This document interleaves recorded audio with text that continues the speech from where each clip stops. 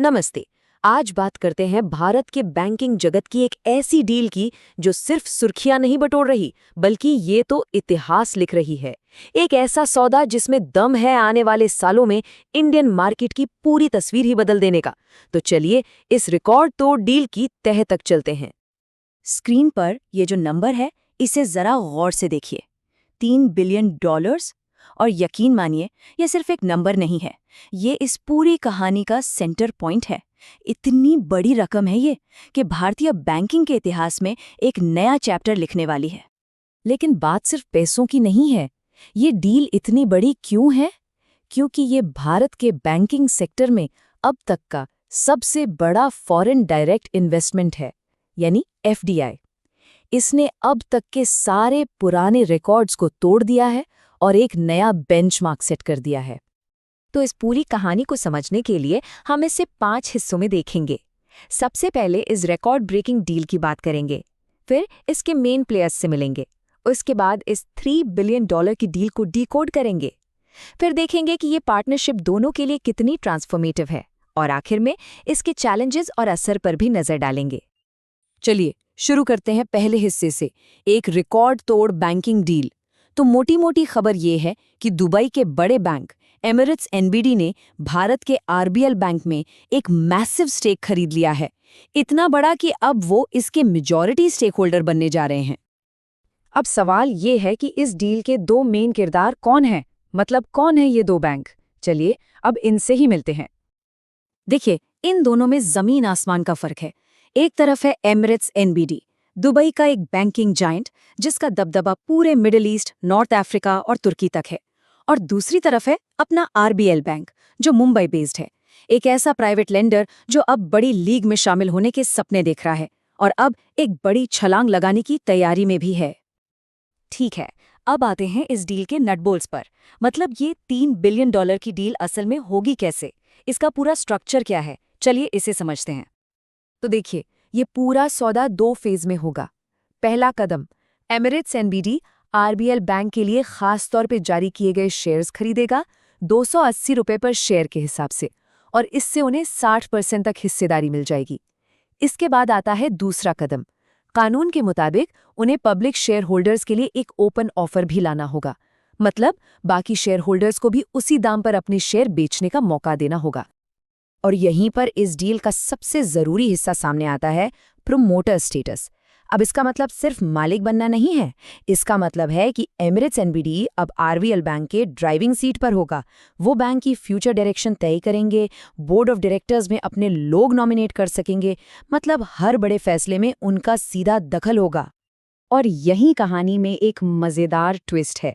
देखिए, भारत में नियम ये है कि आमतौर पर कोई भी अकेला विदेशी निवेशक किसी प्राइवेट बैंक में 15% से ज्यादा स्टेक नहीं खरीद सकता।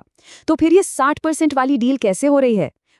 इसके लिए रिजर्व बैंक ऑफ इंडिया यानी RBI से एक खास छूट की जरूरत पड़ती है, और रिपोर्ट्स की माने तो RBI ने इस डील को अपनी तरफ से कह सकते हैं कि एक अनौपचारिक हरी झंडी दे दी है। चलिए अब इस डील के क्यों पर आते हैं। मतलब ये गठबंधन दोनों बैंकों के लिए इतना जरूरी क्यों है? आखिर इस साझेदारी से दोनों को फायदा क्या होगा? अगर RBL बैंक के नजरिए से देखें तो ये किसी जैकपॉट से कम नहीं है।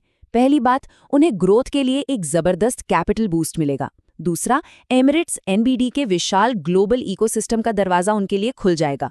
ये एक ऐसा मौका है जो उन्हें एक मिड साइज बैंक से उठाकर सीधा बड़े बैंकों की लीग में खड़ा कर देगा।